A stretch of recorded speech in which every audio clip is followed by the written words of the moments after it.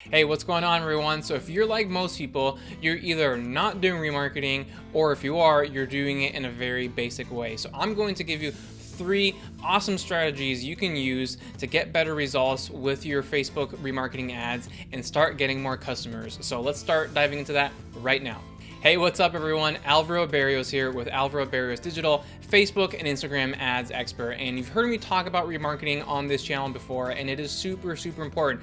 Now, I'm going to assume you know what remarketing is and how you set up remarketing audiences. This video will not be a tutorial for that. But if you don't know those things, you can definitely find other videos regarding that. Here, I'm going to focus on strategies. And you've heard me talk about the importance of remarketing before. A lot of people think that, oh, just because someone didn't take an action on my website after they click on the ad, it means they're not interested. But no, that is 100% not the case at all. People are distracted. They can have a gazillion tabs open. Maybe they got a phone call. Maybe someone knocked at the door. Maybe they were running late for a meeting, so they just couldn't complete the action that they set out. And then, once they get back to their computer or back to their phone, right, forget it, right? It's already kind of lost in their mind. So definitely start doing remarketing. And so with that knowledge in mind, what do you do with remarketing then, right? Do you just send them back to the page that they visited? Do you send them to a different page? So I'm going to start breaking down 3 separate strategies you can start using. So the first one is, yes, just send them back to the same page they had already landed on. So if it was a lead magnet page or maybe a webinar registration page and they didn't register, just send them back to that exact same page. And that's for the same exact reasons that I just told you, that they could have just gotten distracted. They had intended to download your lead magnet or register for your webinar or whatever, but they got distracted. So there's nothing wrong with sending the exact same traffic back to the exact same page. Now, you want to make sure that you only do this for a certain amount of time though, right? You don't want to create an audience of, let's say, 180 days, sending them back to that exact same page, right? Make it a 5, 6, 7 day audience, depending on what exactly is that you're doing and what your objectives are. Anyone who has visited them within a certain time period, like I said, 5 to 7 days, send them back to that same exact page. And you don't have to create a fancy ad either that is trying to be all crazy with good copywriting and psychology and all that kind of stuff. All you have to say is like, hey, I saw that you visited this page earlier, but you didn't take action X. Here's that link for you again. I know life gets in the way, so just wanted to make it convenient for you. Boom, that's it. All you got to be is conversational,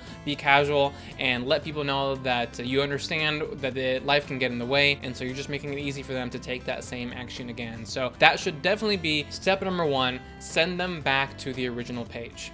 Okay, step number 2. So what if you do send them back to the original page, but they still don't take the intended action? Well, then at this point, what you want to do is actually send them further down the funnel. So let's say they were originally going to opt into a lead magnet, they never took the action. But for those who do take the action, you put them through a email sequence that eventually sells them on an online course that you're selling. Well, after a certain amount of period, just show them ads for the online course. It is very possible that they weren't interested in your lead magnet, but they might be interested in that online course that you're selling. So then being like, hey, you didn't opt into my cooking lead magnet with some free recipes, but I do have this master cooking class on how to become an awesome home chef. Here's the information, check it out, right? Because if they hadn't entered your sequence before, then they would never know about your course, but they might be a good fit because again, they just might have not wanted your lead magnet. Maybe they wanted something actually more complex than that, such as a course, which obviously has more information and a lot more value. So once you send them,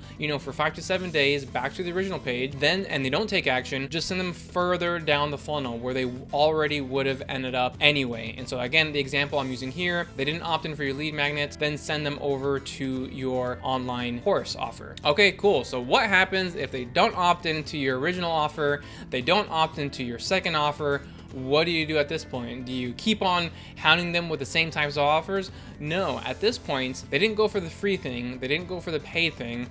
So clearly you're giving them offers that are piquing their interest because they're clicking, but it's just not enough to take action, right? There's just something missing there.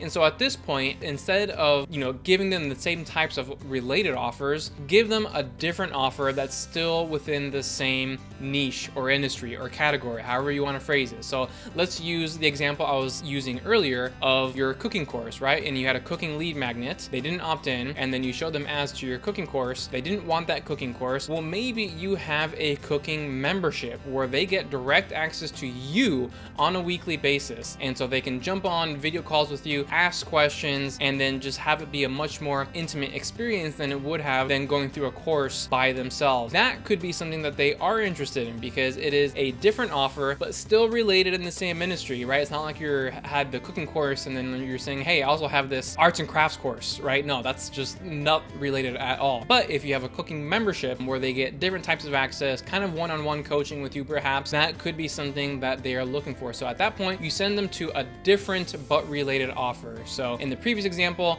we just sent them further down the funnel. Here, getting them out into a completely separate funnel, but a related offer that they're still interested in. And so in this case, that online membership perhaps is the thing that they were looking for. And so when you put this whole sequence together, right, the whole map looked like, okay, send them back to the original page.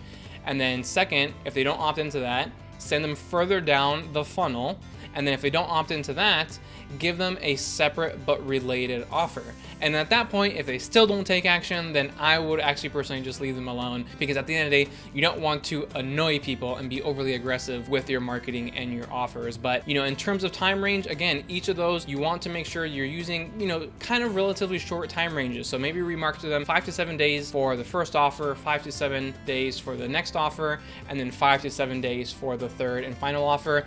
And then if they don't take you up on that third and final one, then just let them go. It's okay. You're not going to be able to capture anyone, and so you shouldn't be losing sleep over it at night. But when you use this system, you're actually going to for sure capture a lot more customers, because you're giving them different ways to work with you and different offers that could appeal to them in different ways. So I hope you found that valuable and you can start using this for your remarketing ad strategy. And if you don't have all these moving pieces, like I said, of being able to send them to different parts of your funnel or different offers, then definitely start building, because if you can only send them back to an original page, right, you're still going to lose a lot of people. So make sure you're building different funnels, different offers. That way you can send people to multiple places and start capturing more customers that are going to be much more profitable than it would be going after cold traffic. So I hope that made sense for you. If you have any questions, let me know in the comments. And as always, I would love your support for this channel by hitting that subscribe button and turning on your notifications to make sure you don't miss any of the valuable content I'm putting out on a weekly basis. So that's all I've got for you this week. I'll see you next time.